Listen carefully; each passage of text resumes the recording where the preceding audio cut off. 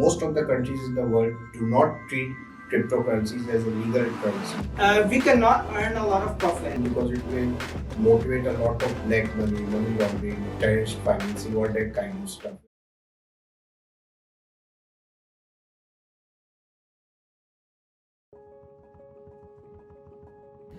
Assalamu alaikum. My name is Moiz and I'm currently working in the compliance department of Central Depository Company of Pakistan.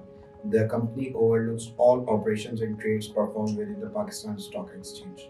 Hello, my name is Abde and I work as a content writer for tech4gamers.com. I write comparison articles for them. I've been in the industry for over a year now.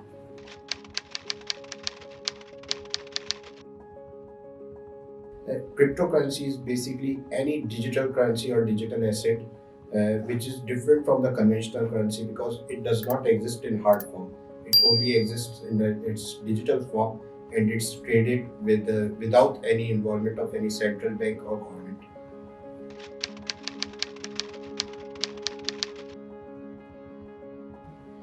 So basically, cryptocurrency is created through mining. However, for each currency, there is only a limited amount of coins available. For example, if we talk about Bitcoin, there's only a limited number of coins available. You cannot increase that supply, and that's why the value of these coins increases by the time more and more coins come into the market and demand increases for them.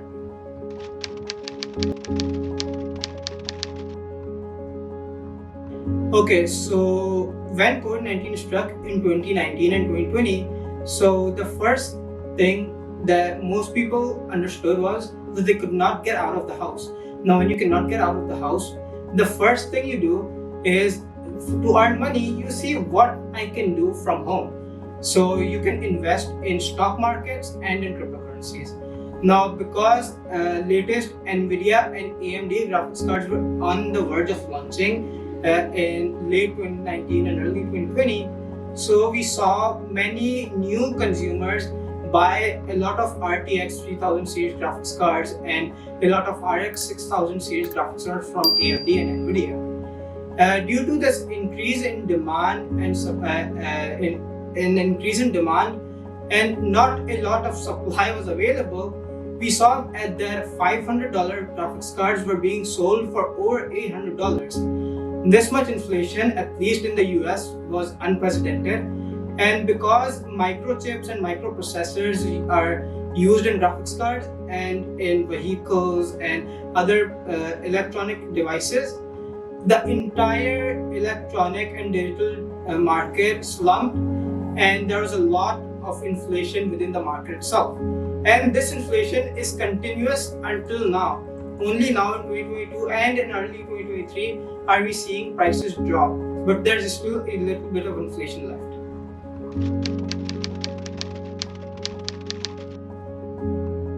Okay, so most of the countries in the world do not treat cryptocurrencies as a legal currency.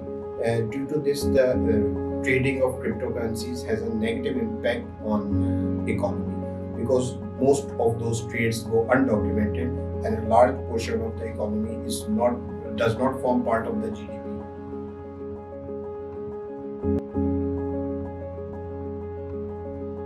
Okay, so cryptocurrency mining works through the usage of graphics cards. Now, dependent on a graphics card, every graphics card has its certain mega hashes per second, a technology known as mega hashes. Now, because each graphics card has its own number of mega hashes that it can calculate per second, you cannot gain a lot of profit using only a single graphics card. Therefore, we use multiple graphics cards in a system known as a mining rig. Now, using a mining rig, you need around 20 to 30 graphics cards, where each graphics card will produce its own mega hashes per second, and you will be able to mine and trade cryptocurrencies such as Bitcoin, Ethereum, etc., Dogecoin, everything using these cryptocurrencies and using these graphics cards.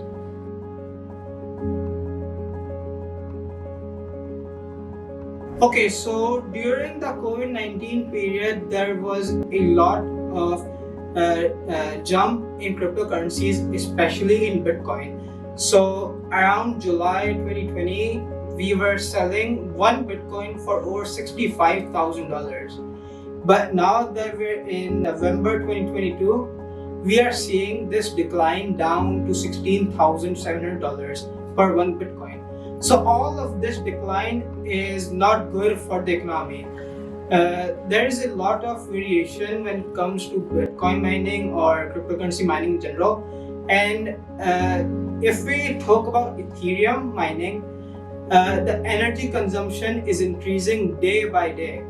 Now, if we talk about Pakistan, where we are currently suffering from an energy crisis, we cannot earn a lot of profit. It is impossible to earn a lot of profit through cryptocurrency mining, unless, of course, you are able to mine a hash. You are able to decrypt a Bitcoin hash or Ethereum hash. Only then will you be able to gain a little bit of profit. Even then, it is not enough to cover all of your expenses for the graphics cards and all of your energy prices.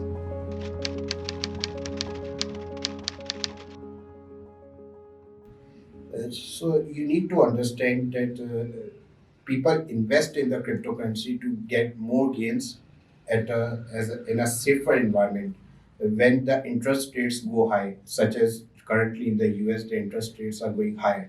So people prefer, okay, we can keep the money in the bank. They will keep giving me returns without any risk. Why should I go for a cryptocurrency where there's a risk of loss?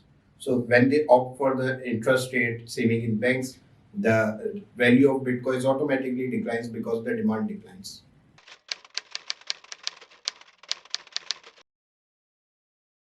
Okay, so there are a lot of huge traders in Pakistan of cryptocurrency. For example, there's Wakar Zaka, who himself claims that he has enough to wipe off a lot of loan of Pakistan with his own assets in bitcoins, and he has been guiding a lot of people for the same.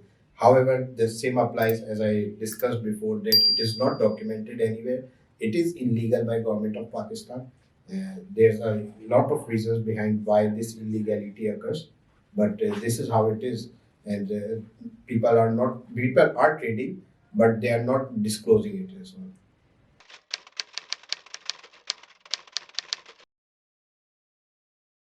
Okay, so as I told you before, most of the investments have a risk and a reward. So if you are not getting enough reward for the risk, you will not opt for it. For example, as I said, if interest rate is high, people will not invest in stocks or in cryptocurrency because they would like to invest in the bank. They would like to keep their investment safe. So therefore, if the stocks demand is going down, so is it going down for the cryptocurrency, and both value goes down at the same time. However, there's a difference between both of them as well, because stocks are more of a they have some fundamentals to work on. For example, if a company is performing well, their stocks will go up. If a company is not performing well, their stocks will go down. However, the same does not apply on cryptocurrencies. They purely fluctuate on the basis of supply and demand. There are no other fundamentals there to work upon.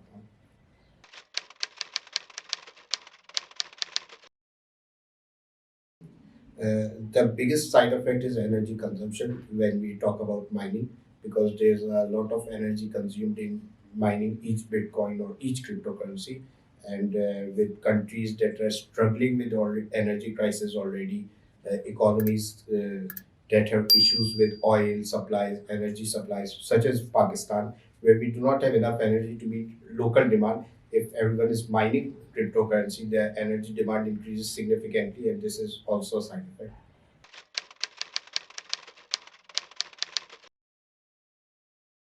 The biggest issue is that governments do not want people to hide their money in cryptocurrencies. Uh, the regular currency can be controlled by the central bank. Since it's in printed form, in hard form, it can be tracked, it can be traced. But cryptocurrency does not require central banks, it does not require a government. It can work on a decentralized basis. Anyone can create an account online and buy cryptocurrency. Now, once he has bought the cryptocurrency, if he is trading in it, no one can keep a track on it because it's private to him only, and all records are kept in encryption keys, which cannot be traced back to the owner. So, hence, governments are reluctant because it will motivate a lot of black money, money laundering, terrorist financing, all that kind of stuff when we are talking on a global level. Hence, governments are reluctant and they will not have any control over the people if they delegate this without central